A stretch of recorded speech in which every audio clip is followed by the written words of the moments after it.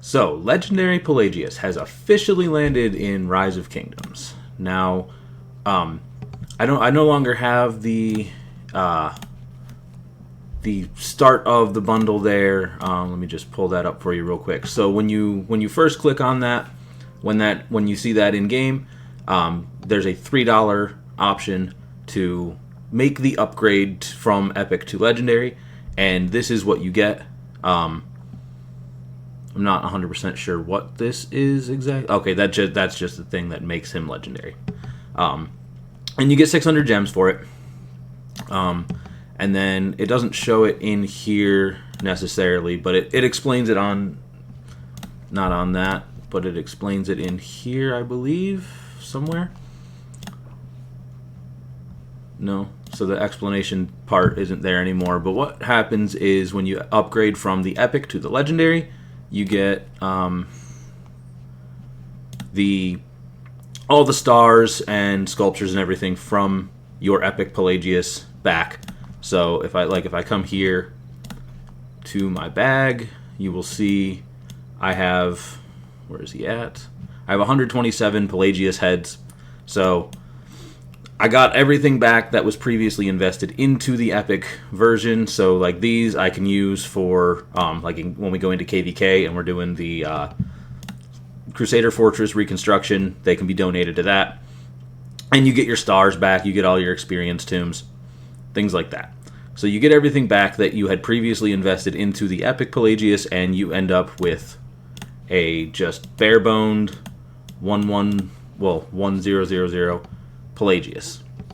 I put a little bit of experience for the daily, for the using 5 tomes. I put a few into him, just start leveling him up to 10, get the stars into him, just get some skills unlocked is the plan. But so he does get added to the gold keys. So you'll see he's here in the gold chest. So you can receive sculptures for him from opening gold keys. And then the other way to get his sculptures, there's this bundle that appears. You get 5 days to purchase it. And there's a $5, just like all your normal bundles in the shop. You have your $5 tier, $10 tier, $20, $50, and then 3 $100 tiers. You get the same number of gems and VIP from each one, and then you get however many sculptures, so 55 for the 100, 30 for the 50, 15 for the 20, so on and so forth.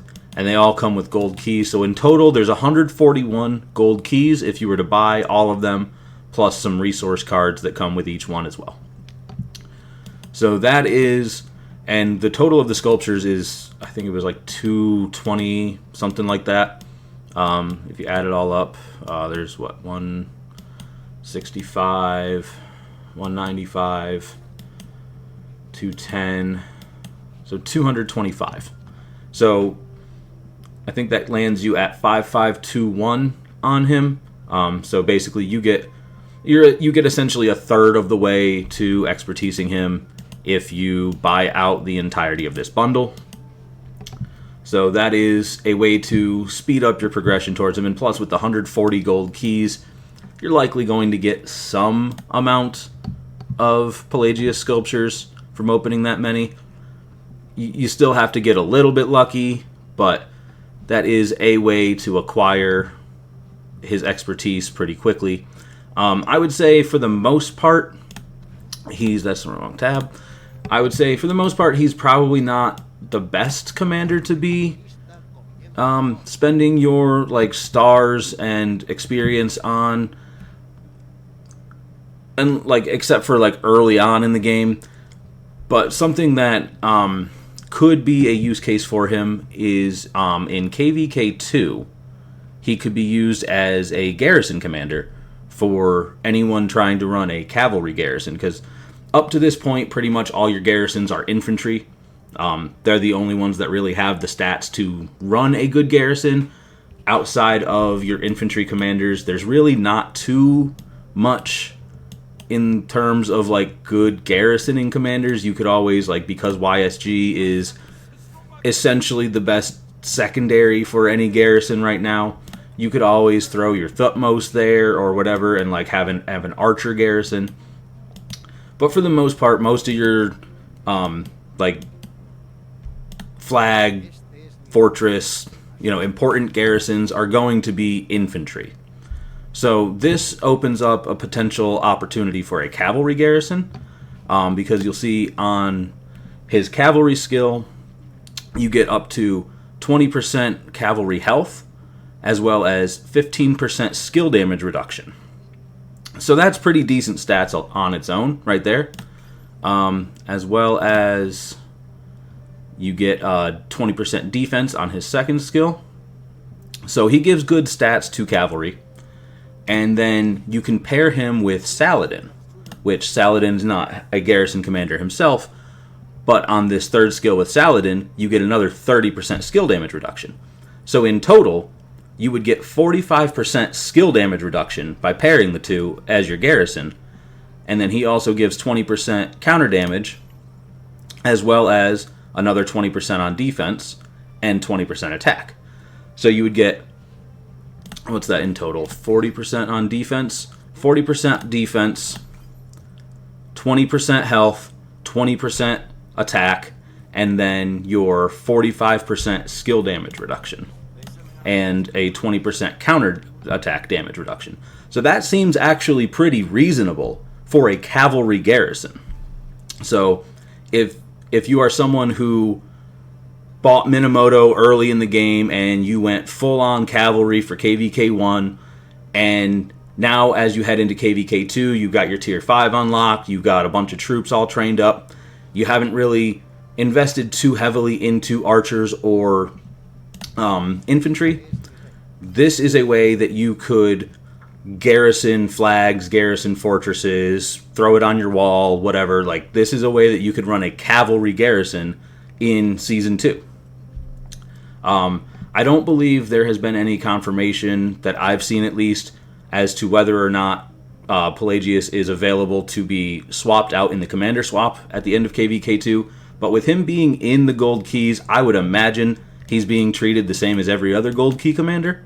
So more than likely, what you can do is, if you are one of those high spenders, whales, or even just a mid spender that just loves cavalry, you can buy the entirety of his bundle and then just, work through your gold keys trying to get as close to his expertise, or even just invest your gold heads into him and get to his expertise, which his expertise doesn't really add much to the garrison plan. It just adds an extra line of text to his first skill.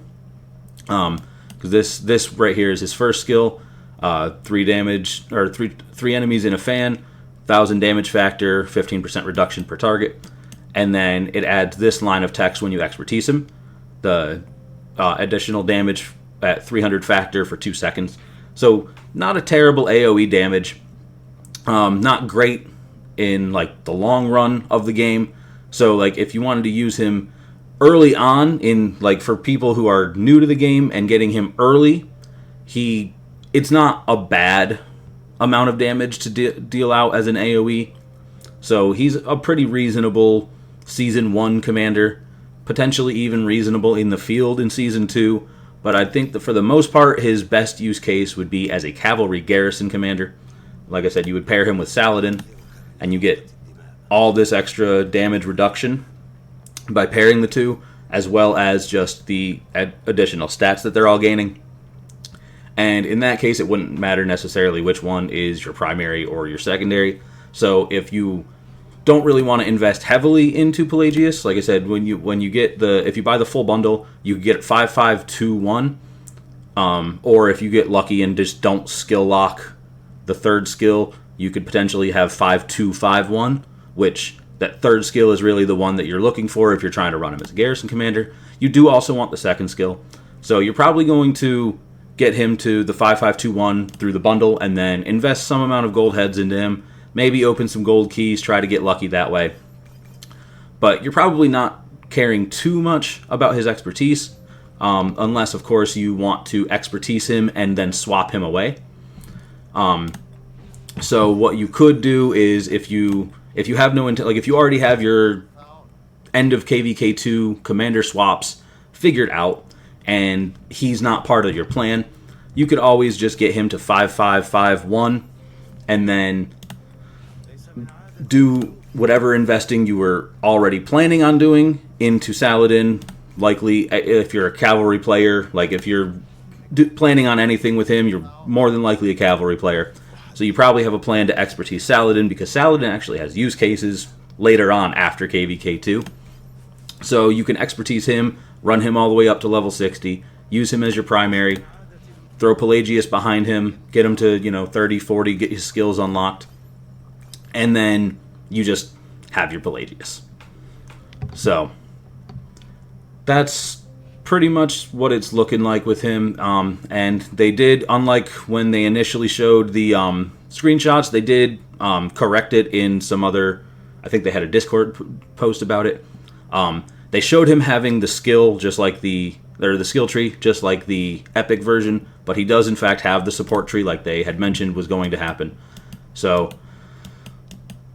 I don't know if I plan on putting any talents onto him, so I don't necessarily have any kind of talent builds for him, but I would imagine in most cases you're just running the garrison tree up for him.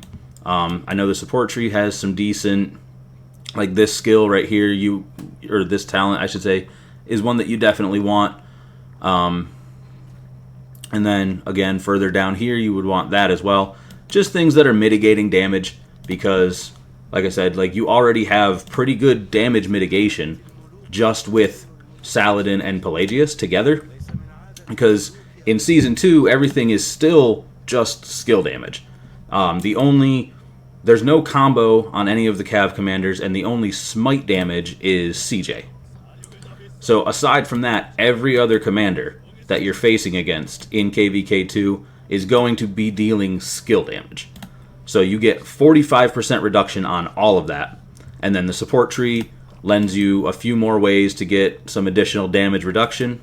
And then you've got whatever garrison talents. I have never been a garrison player. I do not have a garrison talent build, in mind or anything. I've never messed around with any of this, aside from just like some of my random garrison commanders building up their garrison tree to have sit on my wall. So I don't know anything about garrison skill trees. I will leave that to the smarter people to tell you how to build his talent trees out. But yeah, that's, for the most part, that's like the only real use case for him that I can see beyond Season 1. Like I said, if you're early in the game, if you just started playing, then he could be a good secondary to Minamoto. Because, for the most part, throughout Season 1, you have Minamoto being paired with Cao Cao. And another pairing that is really common in KVK1 is Belisarius and Cao Cao. So that gives you another option. Throw him with your Minamoto. I know another really good pairing with Minamoto is Baibars. So you could always stick with that.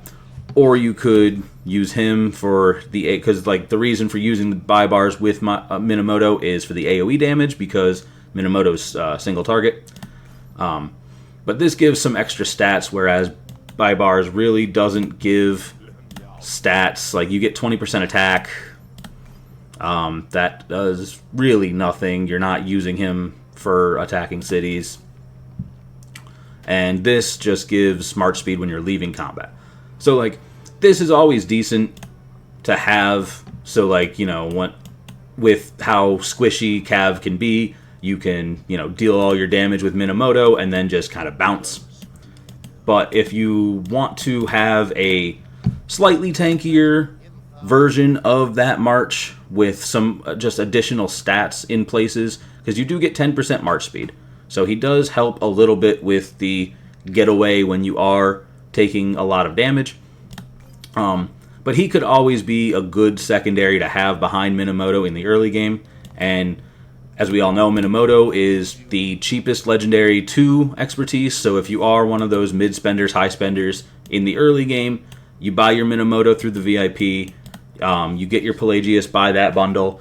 You're looking at somewhere in the range of like $700, I think, total between the two. And you've got like a pretty reasonable two legendary commander march very, very early in the game, because he appears, you can see up here it says, once your kingdom is 5 days old, that's when you will get the opportunity. If you're just starting out in the game, that's when you'll have the opportunity to turn your epic into legendary.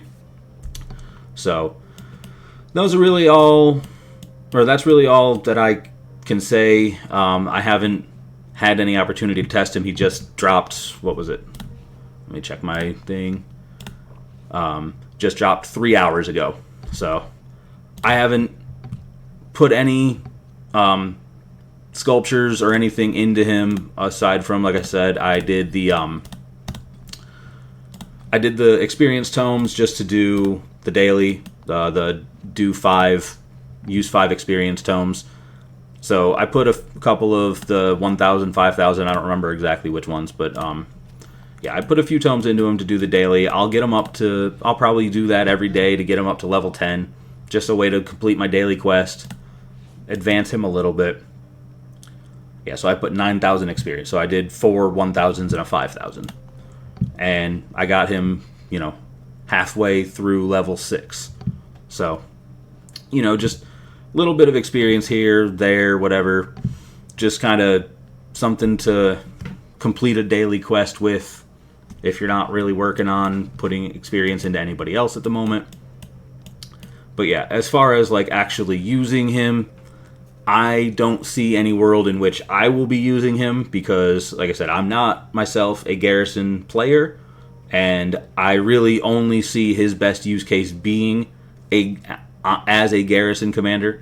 So I don't see myself using him, but that is more than likely what his best use case is. And if you are one of those players that did heavily invest into cavalry early in the game, and for your KVK2, you would really like to be able to use your cavalry for any garrisoning, you can, because everyone that plays cavalry that goes into KVK2 is always looking to invest heavily into Saladin, so you're more than likely going to get your Saladin expertise. Pelagius would be a good secondary for him. Throw them both in as your garrisons, and like I said, you get defense bonus here, defense and attack bonus there. They both give a little bit of march speed if you are ever in the field with them.